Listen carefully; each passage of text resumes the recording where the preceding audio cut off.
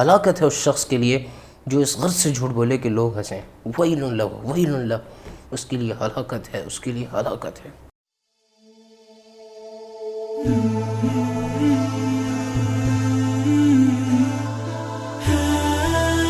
بسم اللہ الرحمن الرحیم. المشکات انسٹیٹیوٹ سے حماد الدین قریشی آپ کی خدمت میں ویکلی نصیحت کا پروگرام لے کر حاضر ہے.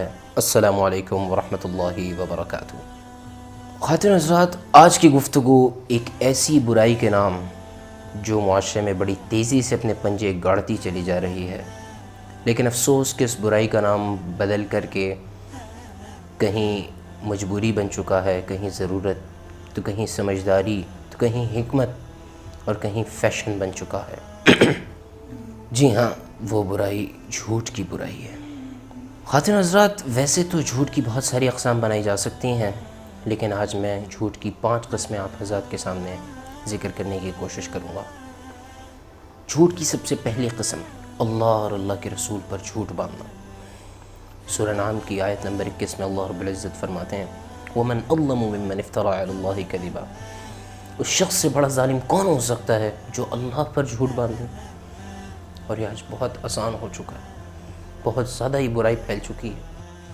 ہمارے سوشل میڈیا پر بالکل کسی ڈر اور خوف کے بغیر پوسٹ آگے شیئر کر دی جاتی ہے، نیچے بخاری و مسلم کا حوالہ لکھ دیا جاتا ہے، القرآن الحدیث کا حوالہ لکھ دیا جاتا ہے، اور لوگ بغیر کسی ڈر خوف کے آگے شیئر کرتے رہتے ہیں، اور نیچے بڑا بڑا لکھا ہوا بھی ہوتا ہے آپ کی ایمانی غیرت غالب آنی چاہیے، آپ کو شیطان شیئر کرنے سے روکے گا.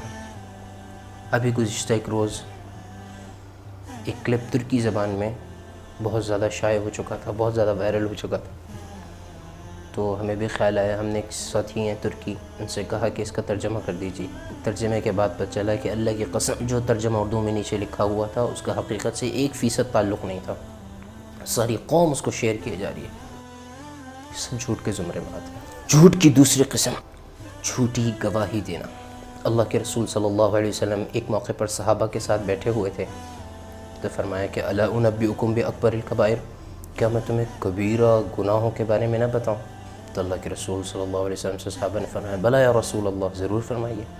تو اللہ کے رسول صلی اللہ علیہ وسلم فرمانے لگے الاشراک باللہ، اللہ کے ساتھ کسی کو شریک ٹھہرانا، وعقوق الوالدین، اور والدین کی نافرمانی کرنا. اور اب تک اللہ کے رسول صلی اللہ علیہ وسلم نے ٹیک لگائی ہوئی تھی تو سیدھے اٹھ کر کے بیٹھ گئے اور فرمانے لگے الا وقول الزور، الا وقول الزور. صحابہ فرماتے ہیں اتنی مرتبہ کہا، اتنی مرتبہ کہا، تو ہم اللہ کے رسول صلی اللہ علیہ وسلم کے چہرے پر جو آثار تھے اس کو دیکھ کر کے اندر ہی اندر کہنے لگے کہ اب خاموش ہو جائیں، اب خاموش ہو جائیں. اور آج ہمارے یہاں کتنی آسانی کے ساتھ عدالتوں کے اندر قرآن اٹھا کر کے جھوٹی گواہی دے دی جاتی ہے. کتنا کبیرہ گناہ ہے. جھوٹ کی تیسری قسم، بیع و شراء میں، ڈیلنگز میں جھوٹ بولنا. سر ایسا پروڈکٹ ہے، اتنا ریلائبل ہے، آپ لے جائیں ایک دفعہ، انشاءاللہ آپ خوش ہو جائیں گے، آپ واپس آئیں گے. یہ سب جھوٹ بولنے والے کو بھی پتہ ہوتا ہے، بیچنے والے کو بھی پتہ ہوتا ہے، لینے والے کو بھی پتہ ہوتا ہے کہ یہ جھوٹ بول رہے ہیں. لیکن مارکیٹ کا ٹرینڈ بن چکا ہے، مارکیٹ کا فیشن بن چکا ہے کہ جھوٹ بول کے پروڈکٹ بیچنا ہے. جبکہ اللہ کے رسول صلی اللہ علیہ وسلم کی حدیث سے ثابت ہے کہ مال تو جھوٹ بول کے بک جاتا ہے لیکن اللہ تعالیٰ اس کی کمائی سے برکت اٹھا دیتے.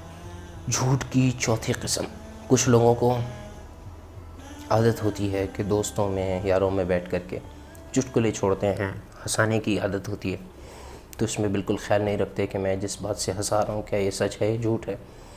جبکہ اللہ کے رسول صلی اللہ علیہ وسلم فرما رہے ہیں ویل للذی یحدث فیکذب لیضحک بہ القوم. ہلاکت ہے اس شخص کے لیے جو اس غرض سے جھوٹ بولے کہ لوگ ہنسیں. ویل لہ ویل لہ، اس کے لیے ہلاکت ہے، اس کے لیے ہلاکت ہے. اللہ کے رسول صلی اللہ علیہ وسلم بد دعا دیتے ہیں. کتنا نازک معاملہ ہے.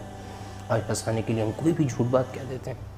جھوٹ کی پانچویں قسم، کچھ لوگوں کو عادت ہوتی ہے کہ دوسرے لوگوں سے مانگ مانگ کر برانڈڈ واچز پہنیں، اچھے اچھے برانڈڈ کپڑے پہنیں، بہترین قیمتی گاڑیوں میں سفر کریں. کیوں؟